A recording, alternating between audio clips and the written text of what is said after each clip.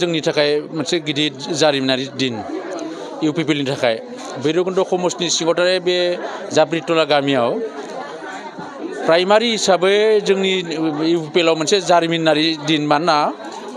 400निख्रुइ बांसिन रायजो राजाफोरा इउपिपिएलखौ मोजां मोननानै जइन जादों आरो जों बरायदों आरो बेनिफ्राय जों बुजिनो हायो प्रमद बर'नि दैदेननाय जि इउपिपिएल बे सरकारा निश्चय बिटिसिनि मोजां खामानि मावनो हादों प्रमद बर'आ दिनै मोजां खामानि मावनो हादों गबिन्द बसुमतारिया मोजां खामानि मावनो हादों बेखौ फोथायनानै बेखौ नुनानै दिनै रायजो राजाफ्रा माने बे ओनसोलनिनो गोबां रायजो राजाफ्रा दिनै दोलै नोगोरै जइन जादों आरो बेनिफ्राय भबिष्यत बे हान्जाखौ जोंनि बिटिसि बाखि रायजो राजाफ्रा बयबो माने बजबनानै लादों बेनि मोनसे फोरमान आरो जों आसा खालामदों जों एखेलगे प्रमद बर'नि दैदेननायाव जोंनि बे ओनसोलाव मोनसे परिबर्तन लाबोनांगोन समाज जौगानाय ओनसोल जौगानाय बे थांखिजों जों खौसे खामानि मावलांनायनि बे थांखिखौ लानानैनो दिनै रायजो राजानि खामानि मावनायखाय रायजो राजाया दोलै नोगोरै ओंखारबोदों गोबां हारि माहारिनि गेजेराव समानै जौगानायखौ लाबोनो थाखाय मनरन सुबुंफोर बिथाङा बुंबाय थादों बे खामानिखौ थारैनो मावफुंनो हागोन नंगौ बे थारै प्रमद बर'आ बे ओनसोलाव थानाय जेसेबां हारि माहारि दङ गासैबोनि थाखाय जौगानायनि खामानि मावनायनि थाखायनो दिनै बे इउपिपिएलखौ मोजां मोननानै बे ओनसोलनि गासै हारिनि माहारिनि रायजो राजाफोरा दोलै नोगोरै फैदों खारन रायजो राजाफोरा मोनसे बिजिरनाय फैदों जे खसाखै प्रमद बर'आ गासै हारि माहारिनि थाखाय जौगानायनि खामानि मावदों ना मावाखै बेखौ दिनै हमदांनो हानानैसो दिनै गासैबो बेयाव दोलै नोगोरै नुजाफैदों आरो इउपिपिएलआव जइन जाफैदों खामानि मावनो थाखाय आवगायफैदों आरो जिहेतु भैरबकुन्द समस्तिनि आन्दारावहाय जाब्रेटला भिसिडिसि तथा प्राइमारि बिनि आन्दाराव जों दिनै नुनो मोनबाय जे राफेल टुडु होननाय सासे एक्स चेयारमेन बिपिएफनि बिथाङा थांनाय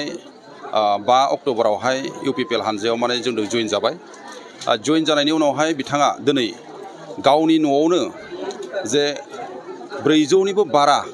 बिदि गतै माने जाब्रेटला एरियानि माने गोबां बिदि सावताल कमिउनिटिनिफ्राय आरो गार' कमिउनिटिनिफ्राय बिदि गोबां सुबुंफोरखौ दिनै जइनिं खालामबाय इउपिपिएलआव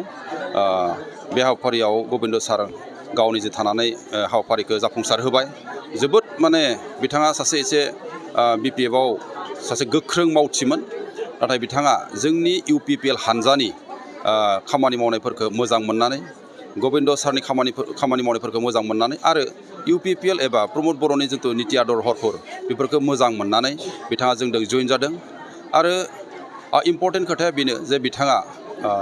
गोबाव समनिफ्राय आंजों खोब माने क्ल'ज मोनसे बिदि रिलेसनशिप बिथाङा माने मेनटेन खालामगासिनो दंमोन जे जुगाजुगाव दंमोन जे आं सानसे समावब्लाबो नोंथांमोननि पार्टियावहाय जइनिं जागोन होननानै आरो बे आसाया आंहाबो दंमोन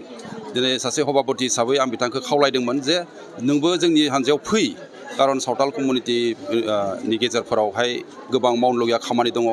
माने गोबां गोग्लैसोनाय दङ नोंसोरनि एरियाफोरा बेफोरखौ दैखांनो थाखाय नोंथाङा जोंजों माने जुगदान होनांगौ आरो बे आंनि जिथु बिथांनिसिम बुंनाय खोथा बिथाङा बेखौ रैखा खालामबाय आरो बे थांखिखौ लानानै बिथाङा गावनि एरिया आरो जाब्रेटला एरियाखौ माने दैखांफिननो उन्नति खालामनो थाखाय बिथाङा मोनसे गिदिर जन्थु